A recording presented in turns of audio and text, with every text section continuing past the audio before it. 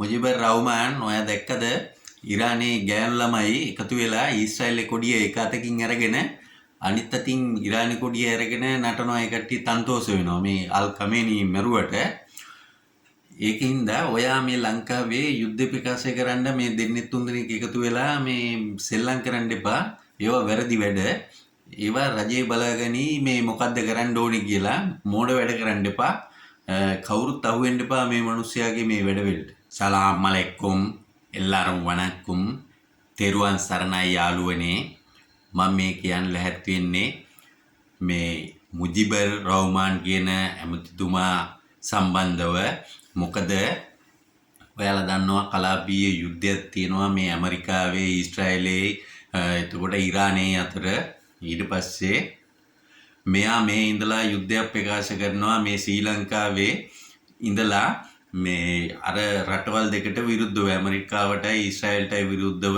ඉරාන්ට බෝම්බ ගන්නවා මේමයි ඕමයි දැන් යාර මේ නැව් දෙකක් ඇවිල්ලි වල එක නැවක් විනාශ කරා ඇමරිකාවෙන් මේ ශ්‍රී ලංකා මුහුදු තීරේ ඊට පස්සේ මේ අනින්නව අපේ ජනාධිපතිතුමා කතා කරලා මොනවා වුණත් අපි යුද්ධ කරන රටක් නෙමෙයි කිසිම රටක් එක්ක ඉතින් අපේ වගකීමක් තියෙනවා මේ සිංහල බෞද්ධ රටක් හැටියට ඕනම කෙනෙකුට උදව් කරනවා ඒක තමයි ශ්‍රී ලංකාවේ යුතුයකම ඊට පස්සේ නැව බේරගෙන ඒ මිනිස්සු නිර්පද්දිතව අපේ ලංකාවට ඇතුළට ගෙනල්ලා කෑම බීම බෙහෙත් දීලා ඒ කට්ටිය බලා ගන්නවා ඒක හොඳයි ඒ වගේ දේවල් කරන්න ඕනේ නමුත් මේ මුජිබර් රහ්මාන් කියන පුජ්‍යලයා මේ මිනිස්සයා යුද්ධ ප්‍රකාශ කරන්න හදනවා මේ ඇමරිකාවටයි ඊශ්‍රායලටයි විරුද්ධව මේ ඉස්ලාම් තරුණ තරුණියෝ ටිකක් එකතු කරගෙන මේ දෙන්නේ තුන් දෙනෙක් මේ අර වගේ අපි ගනුදෙනු වෙළඳ ගනුදෙනු ඒ වගේම අපිට කොච්චර මේ උදව් උපකාර කරන රටවල්ද ඉතින් අපිට මේ කොහෙවත් යන ඒවා ඇඟේ දාගන්න ඕනේ ලංකාවට මේ අපි ගිහිල්ලා යුද්ධ කරන්නද මේ ඇමරිකාවයි මේ ඊශ්‍රායලයි එක්ක ඒ මිනිස්සු ඒ රටේ ඉන්න මිනිස්සු කොච්චර උදව් කරලා තියෙනවද ඇත්තටම මේ ඇවිල්ලා මේ වගේ මෝඩ මේ මිනිහා කියන දේවල් වලට කවුරුත් අහු වෙන්න හොඳ නැහැ මොකද ඒ රටවල් දෙක ඇවිල්ලා නියම නීති අනුකූල විදිහට මේ යුද්ධ කරන රටවල් දෙකක් මම නම් දකින්නේ මේ මිනිස්සයා මේ ශ්‍රී ලංකාවේ ඉඳලා ඒ රටවල් වලට විරුද්ධව යුද්ධ ප්‍රකාශ කරන්න හදනවා මේ දෙන්නේ තුන් දෙනෙක් කොළඹට එකතු කරගෙන. ඇත්තටම මම කියන්නේ මේ අපේ ඉස්ලාම් තරුණ තරුණියන්ට මේවට අහු වෙන්න එපා හේතුව තමයි අපේ හමුදාව අවුරුදු 30ක් යුද්ධ කරලා අපි යුද්ධෙන් බැටකාලා මේ උතුරු නැගෙනහිර දෙමළ සිංහල ඉස්ලාම් කියන මිනිස්සු හොඳට බැටකාලා තියෙන්නේ ඒකින්ද අත්දැකීම් තියෙනවා අපි මැරිලා ඉපදුන්නේ නැහැ දැන් අවුරුදු 15කට කලින් මේ යුද්ධයක් තිබිලා ලංකාවේ තිවර වෙච්ච එකේ අපි කොච්චර දුක් විඳලා තියෙනවද මේ අපේ රටේ මිනිස්සු ඒ වගේම තමයි හමුදාවේ අය මේ දරුවෝ කොච්චර මේ මැරුණද මිය ගියාද මේ මහ පොළොවේ ඉතින් අයත් මේ බෝම්බයක් ඉල්ලගෙන කණ්ඩ දෙලහැටි ඇමරිකාවෙන් හරි ඊශ්‍රායලෙන් හරි මේ වගේ දේවල් කරලා මොකද ජාත්‍යන්තරයේ මේ වගේ මේ උද්ඝෝෂණය කරන රටවල් මිනිස්සු කවුද කියලා මේ බලනවා. මේ මිනිස්සු බලාගෙන ඉන්නේ. එතකොට ඊශ්‍රායලෙන් ආපු මේ ඉරානෙන් මෙහෙට ලංකාවට ආපු මේ මිනිස්සු ටික බේරලා එතනත් ප්‍රවෘත්ති අනම්මන ඉවත් දානවා. ඊට පස්සේ බලනවා අපි උදව් කරනවාද කියලා. ඉතින් එහෙම කරපුවාම එකක් ඇවිල්ලා මූද යටින් ඇවිල්ලා දීලා අන්තිමේට වෙන්නේ මේ ලංකාවේ ඉන්න තරුණ මේ අපේ යුද හමුදාවේ තොර නාවික හමුදාවේ ගුවන් හමුදාවේ ඉන්න ඒ තරුණයෝ ටික නිකන් මැල්ල යනවා මේ මොකක් හරි වෙලා ඔයා කොළඹට වෙලා මිනිස්සු ටික එකතු කරගෙන නිකන් බොරුවට නට ඉන්න පිස්සෝ වගේ එකතු වෙන්න එපා මේ වගේ බලු වැඩ වලට මේ මිනිස්සු ඇත්තටම මේ අන්තවාදී මතදර්න මිනිස්සෙක් මොකද අර වගේ නීති අනුකූල යුද්ධ කරන්නේ කට්ටිය මේ ඉරානයට මේ පාර දෙන්න ඕනේ කියලා නෙමෙයි. ඉරානයේ ඉන්න ත්‍ස්තවාදීන්ට විරුද්ධව තමයි යුද්ධ කරන්නේ. මොකද මේ කට්ටිය තමයි මේ සාමාන්‍ය මිනිසුන්ට ඉන්න දෙන්නේ නැතුව මේ ඒවට නැගී හිටලා මේ ඔයාලන්ට මතක ඇති 32000ක් විතර මේ වෙඩි තියලා මරුවා ඔය කමේනි කියන එකනා. එතකොට එහෙම කරපුවාම මේ මිනිස්සු ඇත්තටම තියන්න වටින්නේ ඒකින්ද ඒ වගේ මේ ඒක නිසා තමයි මේ ඊශ්‍රායලෙයි ඇමරිකාවයි එකතු වෙලා එහෙම දේවල් කරන්න එපා කියලා ඒ රටට කිව්වා ඉරානයට. අහන්නේ ත්‍ස්තවාදී මත දරන අය තමයි ආගමික මත දරන ඒ වගේ අන්තවාදී පිරිසක් තමයි ඉරානයේ ඉන්න හමුදාව කියන්නේ. මොකද අල් කමේන්ට ඕනි විදිහට තමයි ඒක කරගෙන ගියේ. ඒකින්ද මිනිස්සු පාරට වැස්සා.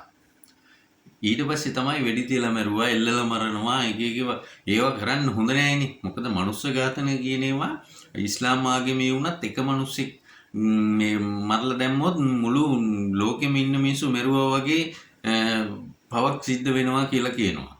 ඉතින් බෞද්ධ ආගමෙත් කියන්නේ ඒ වගේ දේවල් එපා කියලා. එහෙනම් මේ ලංකාවටත් පුළුවන් මේ එල්ලුම් ගහගෙනලා එල්ලලා මේ ජනාධිපතිට මෙයා කරන්න. එහෙම කරන්න නැති හේතුව ඒක තමයි. ඉතින් අර වගේ එක මතයක් දරන ආගමික මුල් කරගෙන ජීවත් වෙන ත්‍ස්තවාදී විදිහට ජීවත් වෙන කොට්ටාසයක් තමයි මේ ඉරානයේ ඉන්නේ. ඔයා ඒක දන්නේ නැත්නම් ඔයා ඒක ගිහිල්ලා අහලා බලන්න පොඩ්ඩක්.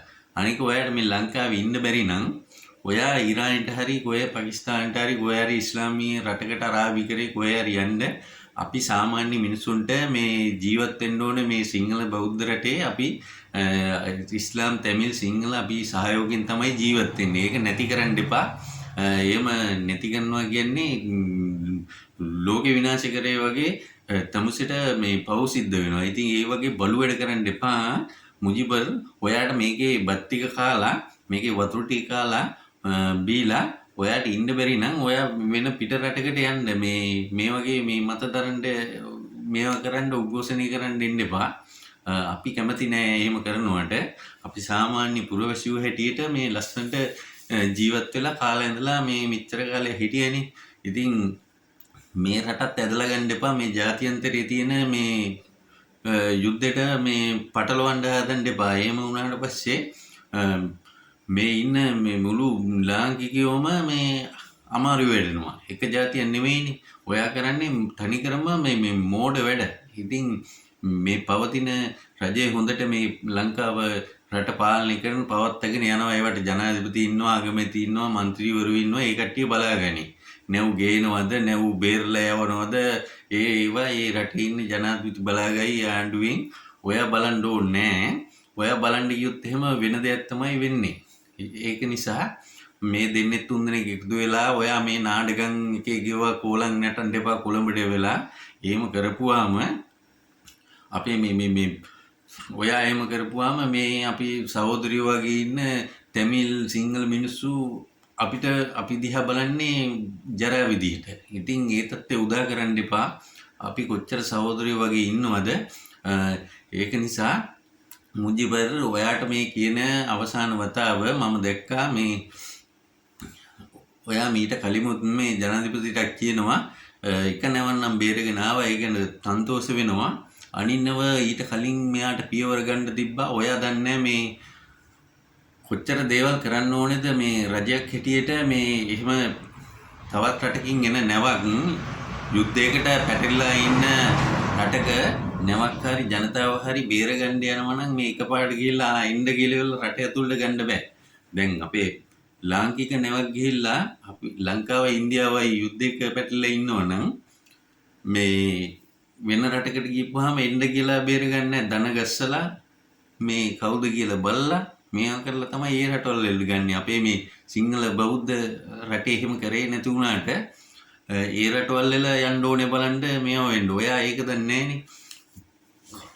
ඔයාට ඔච්චරම දුක හිතෙනවා නම් මම එදත් ඒකයි කිව්වේ මේ ලංකාවේ ඇතුලේ ඉන්න ඕන තරම් මේ දුක් විඳින මිනිස්සු. එතකොට අසරණ මිනිස්සු. අන්න ඒ කට්ටිය ගැන බලාගන්න මේ ඔය වගේ දේවල් මේ රජය බලාගනි. පවතින ආණ්ඩුවක් තියෙනවනේ රටක් හැටියට. ඒ කට්ටිය ඒක බලාගනි. ඔයා මැදිහත් වෙන්න ඕනේ නැහැ. එහෙනම් යාළුවනේ බොහොම ස්තුතියි. මේ වගේ දේවල් වලට කවදාවත් අහු වෙන්න එපා. මේ මිනිස්සයා තනිකරම මේ අන්තවාදී මතදරන මිනිස්සෙක් හැටියට තමයි මම දකින්නේ. එහෙනම් තෙරුවන් සරණයි.